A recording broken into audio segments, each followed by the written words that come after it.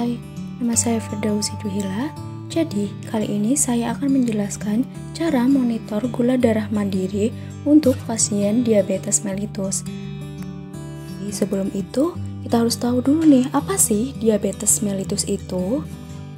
Diabetes mellitus adalah suatu penyakit atau gangguan metabolisme kronis dengan multi-etiologi yang ditandai dengan tingginya kadar gula darah dan disertai dengan gangguan metabolisme karbohidrat, lipid, dan protein sebagai akibat dari insufisien fungsi insulin.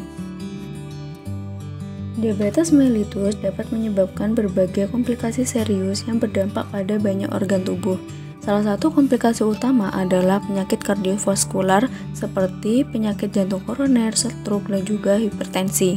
Komplikasi ini dapat terjadi akibat tingginya kadar gula darah yang dapat merusak pembuluh darah dan saraf yang dapat mengendalikan jantung dan pembuluh darah. Selain itu, diabetes mellitus juga dapat menyebabkan nefropatik diabetik yang merusak ginjal dan dapat berujung pada gagal ginjal. Neuropatik diabetik atau kerusakan saraf adalah komplikasi lain yang umum menyebabkan nyeri, kesemutan, atau kehilangan sensasi tangan dan kaki, serta masalah pencernaan dan juga seksual. Nah, komplikasi tersebut dapat dicegah dengan beberapa cara. Salah satunya adalah dengan cara monitor gula darah secara mandiri. Apa sih pentingnya monitor gula darah mandiri? Jadi, monitoring gula darah mandiri ini sangat penting untuk dilakukan, khususnya pada orang-orang yang menderita diabetes mellitus, karena hal ini dapat membantu mereka untuk mengontrol dan juga memantau kadar gula darah mereka secara efektif sehingga dapat mencapai target yang optimal.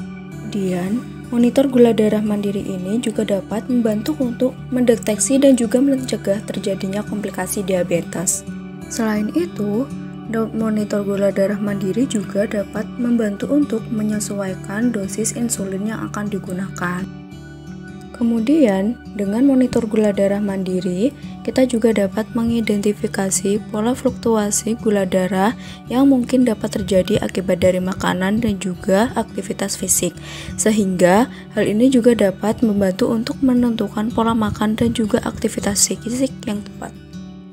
Lalu, gimana sih cara monitor gula darah secara mandiri? Tapi sebelumnya kita harus tahu dulu nih apa saja alat dan bahan yang diperlukan untuk lakukan monitoring gula darah mandiri. Alat dan bahan yang diperlukan yaitu glukometer, strip gula darah, jarum lancet, blood lancet, alcohol swab, dan kapas. Oke, selanjutnya kita masuk pada cara monitoring gula darah secara mandiri. Cara monitor gula darah secara mandiri yaitu yang pertama, cuci tangan dengan sabun dan air mengalir. Yang kedua, siapkan alat dan bahan yang diperlukan. Yang ketiga, pasang jarum ke blood lancet. Yang keempat, masukkan strip gula darah ke dalam glukometer. Yang kelima, pilih lokasi penusukan yang tepat. Yang keenam, bersihkan lokasi yang akan ditusuk dengan alcohol swab. Yang ketujuh, tusuk jari dengan jarum lancet. Yang kedelapan, tekan jari hingga keluar darah.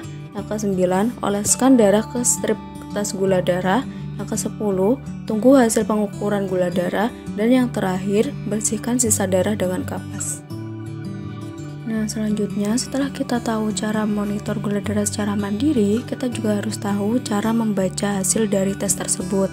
Ada dua macam, yaitu yang pertama tes gula darah sewaktu, di mana tes ini dapat mengukur kadar glukosa darah pada jam tertentu secara acak. Hasil tes gula darah sewaktu yang menunjukkan kadar gula darah 200 mg/dl atau lebih menunjukkan bahwa pasien menderita diabetes. Yang kedua yaitu glukosa darah puasa. Nah, tes ini bertujuan untuk mengukur kadar glukosa darah pada saat pasien puasa. Hasil tes gula darah puasa yang menunjukkan kadar gula darah kurang dari 100 mg/dl menunjukkan bahwa kadar gula darah normal. Hasil tes gula darah puasa di antara 100 sampai 125 mg/dl menunjukkan bahwa pasien menderita prediabetes. Sedangkan hasil tes gula darah puasa 126 mg/dl atau lebih menunjukkan bahwa pasien menderita diabetes. keterlibatan keluarga dan peran aktif keluarga dalam monitoring gula darah dan manajemen diabetes pasien juga dapat meningkatkan kualitas hidup pasien, mencegah komplikasi dan memastikan perawatan pasiennya lebih efektif.